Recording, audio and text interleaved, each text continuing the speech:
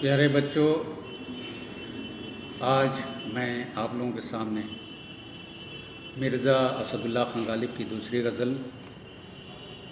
جس کا مطلع ہے دل ناداں تجھے ہوا کیا ہے، آخر اس درد کی دوا کیا ہے،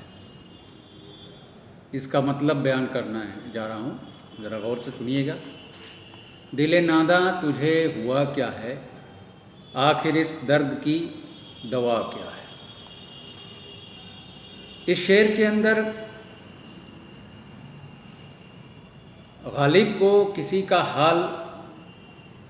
معلوم کرنا مقصود نہیں ہے، سیدھا سا مطلب یہ ہے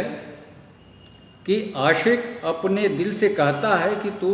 بڑا نادان ہے۔ نادان ناسمجھ، جس کو بات کو سمجھنے کی عقل نہ ہو اس کو نادان کہتے ہیں۔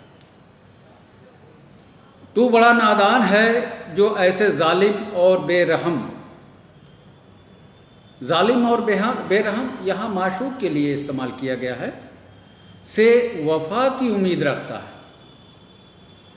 جو لفظ وفا کے بارے میں بالکل بھی ناواقف ہے اور درد کی دوا کا خواہشمند ہے جو کسی کے پاس نہیں، یعنی عشق ایک ایسا مرض ہے جس کی دوا کسی کے پاس موجود نہیں ہے دنیا میں آج تک۔ دوسرے لفظوں میں ہم یہ کہہ سکتے ہیں کہ عاشق اپنے دل کو ملامت کرتا ہے کہ تو کس چکر میں پڑا ہے، تیری خواہش کبھی پوری نہیں ہوگی، جس درد میں تو مبتلا ہے اس کی دوا کہیں نہیں ہے۔ اگر تو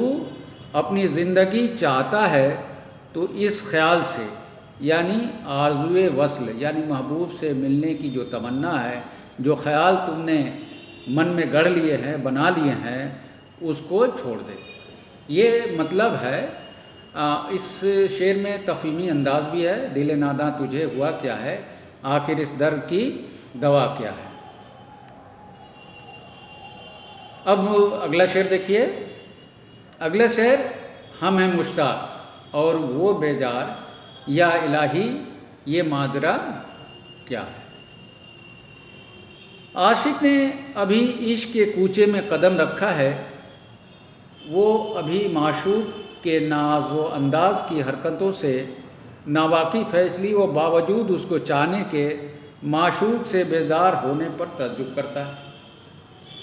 اب یہاں پہ جو عشق کی شدت ہے،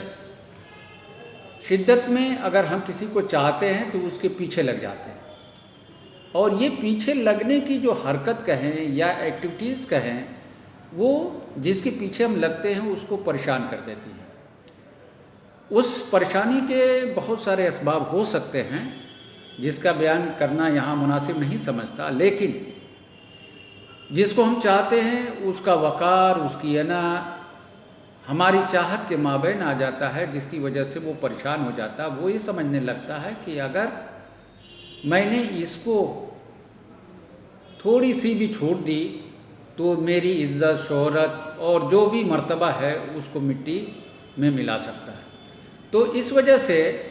ایک طرف تو شدت ہے ملنے کی، یا دوسرے طرف وہ اس سے کترانے کی، اس سے الگ ہونے کی، یا اس سے کسی طرح کنارہ کشی اختیار کرنے کی وہ راستہ اختیار کرتا رہتا ہے۔ اب اس طرح سے بہت ساری چیزیں تیشیا شعر ہے۔ میں بھی منہ میں زبان رکھتا ہوں، کاش پوچھو کہ مدعا کیا ہے۔ اس شعر کے اندر یہ شکایتی انداز ہے، اور بھی پہ ذرا زور دیجئے، یہ فنی خوبی بھی ہے کہ میں بھی، گویا یہاں پہ صرف وہی نہیں ہے، اور بھی کوئی شخص ہے، کوئی فرد ہے جس کی مراد پوری ہو رہی ہے، تو وہاں پہ عاشق جو ہے خود کہہ رہا کہ میں بھی ہوں۔ تو لفظ بھی کے لفظ سے مطلب یہ ہے کہ عاشق محبوب سے کہتا ہے،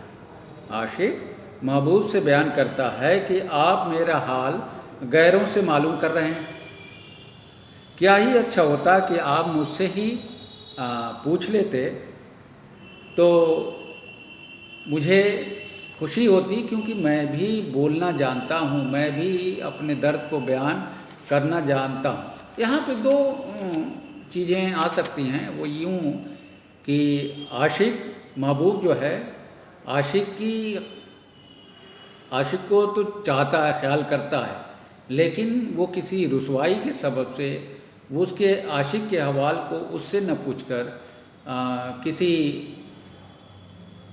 اور ذریعے سے معلومات حاصل کرتا ہے۔ ایک مطلب سیدھا سا تو یہ ہے۔ دوسرا مطلب یہ ہے کہ یہ چونکہ یہ ایک بہادر شاہ ظفر کے دور کا ہے،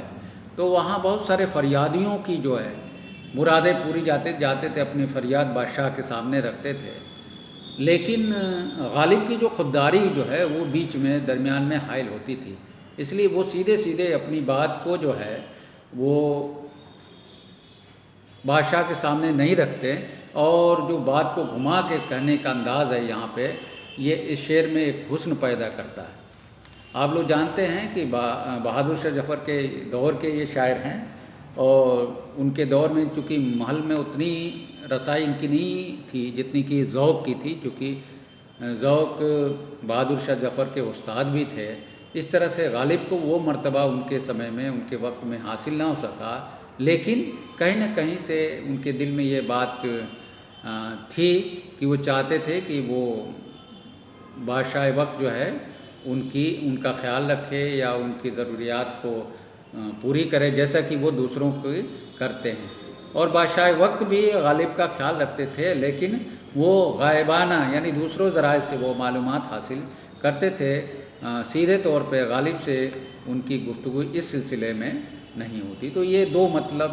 مطالب نکل کے اس شعر کے اندر آ رہے ہیں۔